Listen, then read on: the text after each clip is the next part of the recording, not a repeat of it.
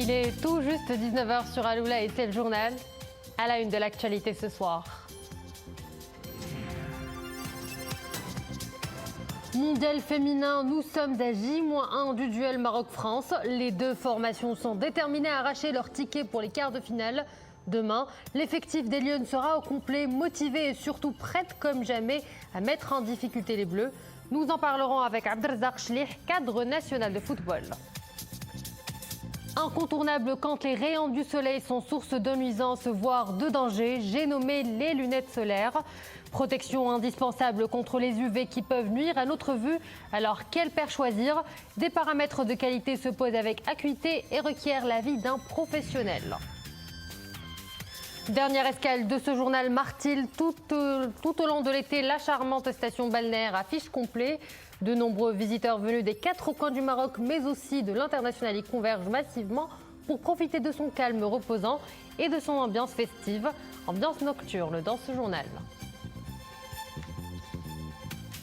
Bonsoir à tous. Avant de développer ces titres, sachez que Sa Majesté le roi Mohammed VI a adressé un message écrit à son frère, son Altesse Cheikh Tamim Ben Hamad Al Thani, émir de l'État du Qatar. Ce message porte sur les relations bilatérales entre les deux pays frères et sur les moyens de les renforcer et de les développer. C'est ce que rapporte l'agence de presse qatari.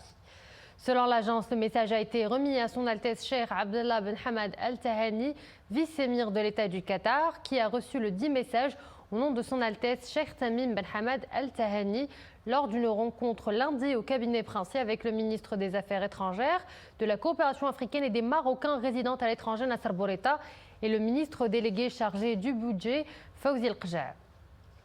Lors de cette rencontre, M. Bourita a transmis les salutations de Sa Majesté le Roi à son frère, son Altesse Cheikh Tamim Ben Hamad Al Thani, et à son Altesse le vice-émir et ses vœux de santé et de bien-être à leurs Altesses et de développement et de progrès au peuple qatari. De son côté, le vice-émir a transmis à M. Bourita les salutations de l'émir de l'État du Qatar et ses propres salutations à Sa Majesté le Roi Mohammed VI et leurs vœux de santé et de bonheur au souverain et de davantage de progrès et de prospérité au peuple marocain frère. Cette rencontre a été l'occasion de passer en revue les relations de fraternité solides entre les deux pays et les moyens de les développer et d'examiner nombre de questions d'intérêt commun. En application des hautes instructions de Sa Majesté le roi Mohammed VI prônant une plus grande efficience et une rationalisation optimale des ressources humaines au sein du corps des agents d'autorité à travers la consécration des critères de compétence et de mérite en matière d'accès aux postes de responsabilité, le ministère de l'Intérieur a procédé à un mouvement de mutation dans les rangs des agents d'autorité ayant concerné 1116 agents, soit 25% de l'effectif total de ce corps exerçant à l'administration territoriale. Mariam Lemessi pour les développements. Le communiqué du ministère de l'Intérieur indique que ce mouvement a constitué une nouvelle opportunité pour la mise en œuvre des hautes instructions royales, appelant au passage graduel d'un modèle de la fonction publique axé sur la gestion des carrières, autre, tout nouveau, fondé sur la gestion des compétences. Pour la préparation de ce mouvement, il a été procédé à la mise en œuvre du système d'accompagnement et d'évaluation intégré à 360 degrés, sur la base d'une approche permettant une meilleure valorisation des ressources humaines et une plus grande objectivité dans l'évaluation du rendement, qui fait du citoyen un partenaire dans l'opération d'évaluation des performances. Ce système a bénéficié cette année à 640 agents d'autorité, femmes et hommes. Ainsi, sur la base des critères du mérite et de l'évaluation globale du rendement, ce mouvement a donné lieu à la promotion d'un total de 160 agents d'autorité, femmes et hommes. À la faveur de ce mouvement, l'administration territoriale s'est renforcée par de nouveaux cadres, 124 au total, lauréats de l'Institut royal de l'administration territoriale.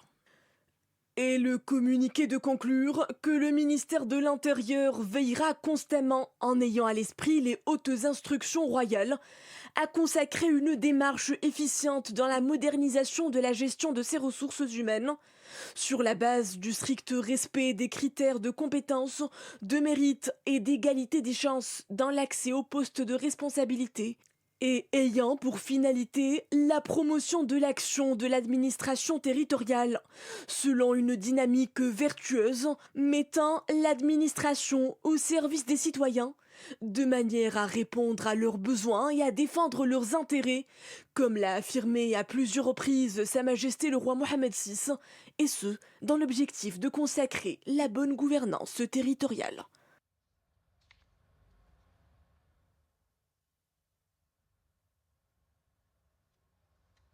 Sport, football, mondial féminin dans moins de 24 heures.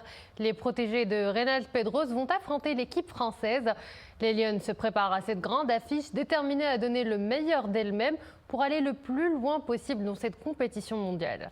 Retour sur les déclarations du coach et des joueuses lors de la conférence de presse tenue aujourd'hui à Adélaïde. Boubkar Benrablet. Première équipe arabe à participer à un mondial féminin de football. La sélection nationale féminine se présentera demain face à son homologue française avec une forte détermination et courage pour franchir un nouveau pas dans la compétition. Sous la supervision de Reynald Pedros, les Lionnes de l'Atlas sont déterminées à franchir ce cap. Je suis français et puis que mon staff est français, mais mon cœur est marocain. Ça fait 3 ans qu'on travaille d'arrache-pied pour atteindre des objectifs inespérés, incroyables, improbables. Et on arrive à les réaliser avec cette équipe, cette fédération, ce groupe de joueuses absolument fantastique. J'aime vraiment ce pays. C'est quelque chose qui me... Je l'ai découvert. J'y vis très très bien. Je suis très heureux là-bas. Je suis très heureux d'entraîner là-bas. Et aujourd'hui, j'aurais absolument aucun scrupule ni aucun remords à battre l'équipe de France. L'effectif est au complet, rassure le sélectionneur national. Les coéquipières de Rizien Chebek se disent prêtes pour la rencontre, tout en formant le vœu d'assurer une qualification historique pour les quarts de finale de la Coupe du Monde. Notre joie est immense après cette qualification. Mardi prochain, nous avons affronté la France en 8e de finale. Nous espérons réaliser un autre exploit. Nous remercions tous nos supporters de leur soutien. On est très motivés, surtout après la victoire contre la Colombie. Ça donne encore plus envie d'aller chercher pour aller le plus loin possible. Merci d'être présent pour nous, derrière nous, et on pense fort à vous. Dima Maghreb. De l'équipe de France, on a parlé de ce match comme on a parlé de la Colombie, comme on a parlé de la Corée. On ne se met pas plus de pression et ce match va être incroyable, d'abord parce que c'est un 8e de finale de la Coupe du Monde, de notre première Coupe du Monde, et ensuite parce que c'est la France, on ne regarde pas forcément notre adversaire, on regarde plus ce que nous on va mettre en place pour faire déjouer cet adversaire-là. Même si les Bleus ont réussi à éliminer la redoutable équipe du Brésil, les joueuses françaises seront face à un adversaire coriace, déterminé à garder le même état d'esprit que celui affiché contre la Corée du Sud et contre la Colombie. Les grands du football féminin pressentis au titre ont quitté la compétition. Allemagne, Brésil et Canada, champions olympiques en titre. Le sélectionneur français Hervé Renard, fin connaisseur du football marocain, dit s'attendre à une très forte résistance de la part des Lionnes de l'Atlas. L'important, c'est de respecter l'adversaire, de respecter un 8e de finale. Quand on se qualifie pour un 8e de finale, c'est qu'on a beaucoup de qualité. L'équipe du Maroc n'est pas là par hasard. Donc à nous de bien nous préparer avec une seule idée en tête de se qualifier pour le prochain tour. La sélection nationale féminine de football a terminé la phase de poule en 2e place du groupe H avec 6 points, après une malheureuse défaite face à l'Allemagne et 2 victoires contre la Corée du Sud et la Colombie. Les Lionnes de l'Atlas abordent donc leur 8e de finale contre l'équipe de France, demain à Adélaïde, avec la volonté de prolonger le feu. Et pour en parler avec nous ce soir, Abdelrazak Chlih, cadre national de football. Monsieur Chlih, bonsoir. Bonsoir et merci pour l'invitation. Alors nous venons de le voir, demain les Lionnes affronteront la France pour une place en quart de finale. C'est la première équipe à participer à une phase de finale du mondial féminin. Les Lionnes de l'Atlas sont appelées à redoubler d'efforts pour rééditer l'exploit du premier tour. C'est bien cela? Effectivement, l'équipe nationale aujourd'hui a atteint cette étape de la compétition. il y a possibilité de faire une surprise devant une équipe française bien armée, a été qualifiée en battant la Seleção. Maintenant, on a toujours dit que c'était une équipe qui était faible, c'était la plus faible équipe des matchs de groupe. Maintenant, on a atteint nos objectifs, on est qualifié. Il faut qu'on garde cet esprit dans une dynamique positive et aussi croire à nos capacités pour affronter cette équipe de France. L'équipe de France, elle joue de la même manière du même système que le Maroc, en 4-4-2, et on a la possibilité de montrer qu'on est capable d'affronter cette équipe parce qu'on a justement une équipe compétitive. Et entre le match contre l'Allemagne, celui face à la Colombie, les Lions de l'Atlas ont fait un grand travail sur les plans à la fois psychologiques et physiques. L'effectif sera demain au complet. Alors comment est-ce que le coach Pedros abordera-t-il cette rencontre face à une France dirigée par un certain Hervé Renard? C'est vrai qu'on a senti un peu le développement du jeu, on a senti l'amélioration du jeu de l'équipe nationale. Maintenant, ce qu'il faudra faire, c'est dans cette étape de la compétition à élimination directe, il faut que l'entraîneur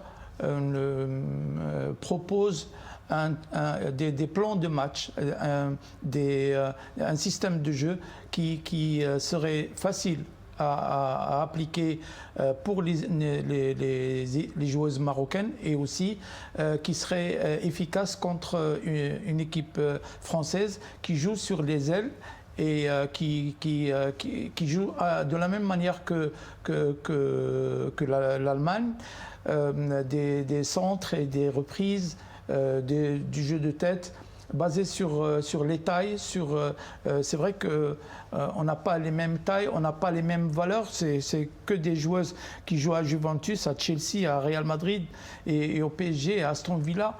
Et cette égalité entre les joueurs n'existe pas, mais l'équipe du Maroc a cet esprit farouche, a cet esprit de combattante en créant la supériorité numérique autour du porteur du ballon, en allant au combat, elles peuvent très bien gagner cette équipe de France. Le Canada éliminé, les USA éliminés également, l'Allemagne et le Brésil éliminés. Est-ce que le Maroc peut être la surprise de ce mondial féminin? On espère bien. On a tous les éléments sont réunis pour qu'une équipe du Maroc fasse la surprise. Ce match-là, on le joue sans pression. Et on avait le trac au premier match contre l'Allemagne. Maintenant, on est adapté à la situation, on est adapté au rythme. Il y aura seulement comment il faut gérer cette pression, il faut gérer cette condition physique jusqu'à la fin du match parce qu'il se peut qu'on aille jusqu'au penalty. Monsieur Abdelrazak Chlih, je vous remercie d'avoir été parmi nous. Je rappelle que vous êtes cadre national de football. Merci. Au large de Guerguerat, un patrouilleur de haute mer de la Marine royale a intercepté ce samedi 5 août au niveau des eaux sous juridiction nationale du sud du royaume une pirogue en difficulté avec à son bord 194 candidats à la migration irrégulière. Les immigrés secourus ont pris la mer à partir d'un pays au sud du royaume. Ils ont été transbordés, embarqués à bord de l'unité de la Marine royale vers le port de Dakhla. Parmi eux, une femme, 5 cadavres et 11 candidats en état de santé critique, tous de nationalité sénégalaise. Ils ont reçu les premiers soins à bord de l'unité de la Marine royale avant d'être ramenés sains et saufs au port de Dakhla et remis à la gendarmerie royale pour les procédures administratives d'usage. Le soleil tape fort en cette période. En plus de nous faire transpirer, les rayons qu'il dégage peuvent nuire à nos yeux. Par conséquent, pas question de s'exposer sans protection. Crème solaire, chapeau sont des essentiels, mais pas que. Il y a aussi les lunettes de soleil, une protection obligatoire contre les rayons ultraviolets. Alors comment bien choisir la paire la plus adaptée et surtout fonctionnelle? Élément de réponse avec Asma Tazi et Maria Aoued. Elles nous accompagnent dans notre quotidien et ont l'avantage d'embellir notre visage. Star incontestée de l'été, les lunettes de soleil sont plus qu'un simple accessoire de mode. Véritable bouclier de protection, elles protègent notre rétine des rayons ultraviolets, de la lumière bleue et apportent une meilleure visibilité pour conduire. Voilà pourquoi il est nécessaire de bien les choisir. Les Marocains raffolent des lunettes de soleil, non seulement parce qu'elles protègent des rayons ultraviolets, mais aussi car elles sont un véritable accessoire de mode. C'est pourquoi il est impératif de bien les choisir avec son opticien. La plupart des gens ne savent pas choisir correctement leurs lunettes de soleil. Ils privilégient le plus souvent le côté esthétique et bon marché de leur binocle, plutôt que l'aspect médical. Cela est regrettable car les dommages des ultraviolets sur la rétine sont souvent irréversibles. Si les aficionados des lunettes de soleil sont nombreux, il n'en demeure pas moins quelques sceptiques à convertir à ce geste salutaire. Toute une éducation du regard pour protéger la prunelle de ses yeux des dangers de la photophobie. Je ne porte pas de lunettes solaires car je n'arrive pas à supporter leur poids sur mon visage. Je sais que je dois protéger mes yeux car à la fin de la journée, je souffre de brûlures. Mais que voulez-vous, je n'y arrive pas. Indispensables pour lutter contre les rayons ultraviolets, les lunettes de soleil se déclinent sous toutes leurs formes, plus légères, plus maniables, verts photochromiques ou transparents. Il est primordial de se protéger les yeux, qui plus est en cette période de canicule. Tourisme, le secteur se porte bien. À Rabat, les chiffres des nuitées dans les établissements d'hébergement touristique classés se chiffrent à plus de 395 000 nuitées enregistrées durant les 6 premiers mois de l'année. Une progression de 49% selon l'Observatoire du tourisme. Le taux d'occupation se chiffre quant à lui à 51%. Plus globalement, à l'échelle nationale, les nuitées totales réalisées ont enregistré une hausse de 86%. Mettant le cap sur le nord du royaume, dès qu'on parle de Martil, on pense aussitôt aux eaux paisibles de la Méditerranée et au dolce far niente. Par ces temps de grosse chaleur, la cité balnéaire affiche complet. Famille et amis retrouvent dans ses allées le plaisir des sorties nocturnes. Une adresse festive idéale pour déambuler au son des vagues, comme nous le verrons avec Abdelali Gnouni, Wissal Mghri et Dominique Orlando. C'est par excellence la cité balnéaire où il fait bon se rendre pendant toute la saison estivale.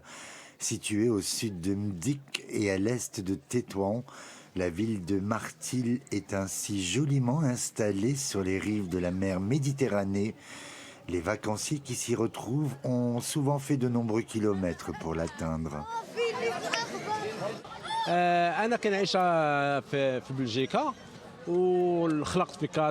J'habite en Belgique, mais c'est à Casablanca que je suis né. J'aime beaucoup Martil. Les gens ici sont vraiment adorables.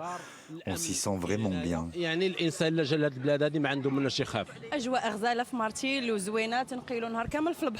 Nous passons toute la journée à la plage. Après la douche, nous nous retrouvons au centre-ville où il y a beaucoup d'ambiance.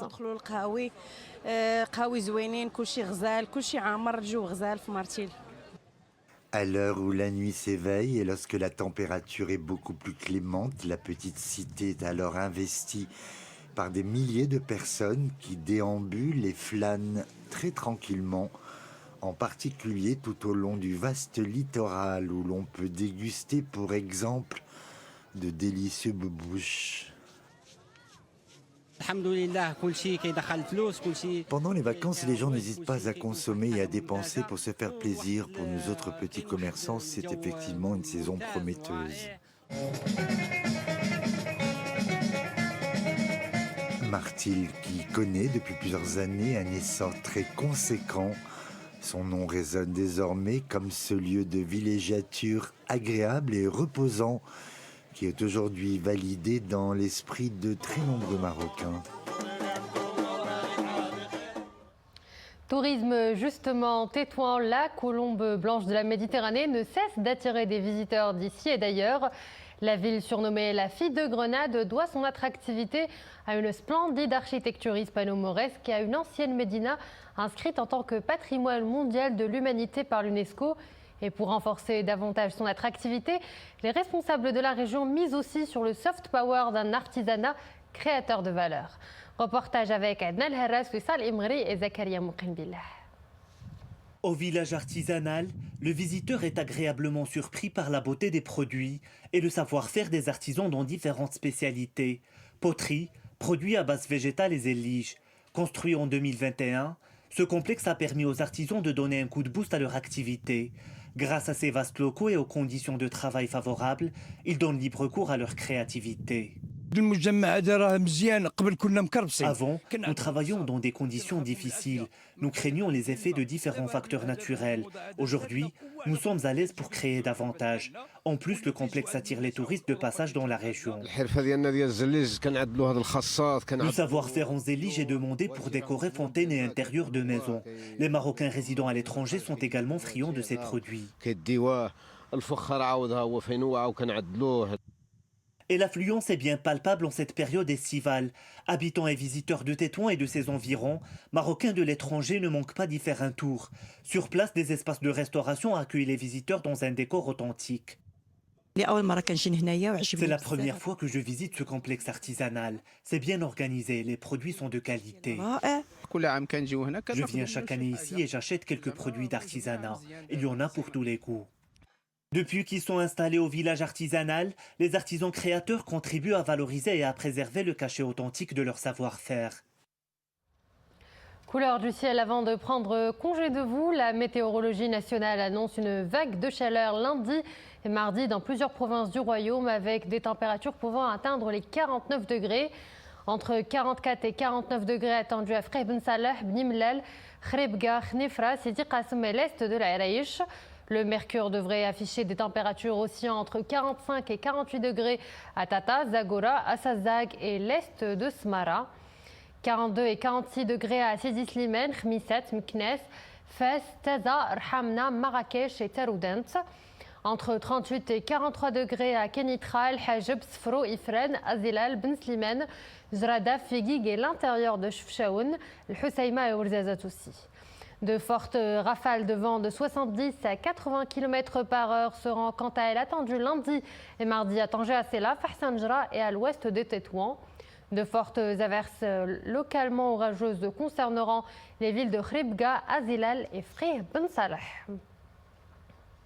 Et voilà, nous arrivons à la fin de cette édition. Merci à vous de l'avoir suivi. Excellente suite des programmes sur Al-Oula. À demain.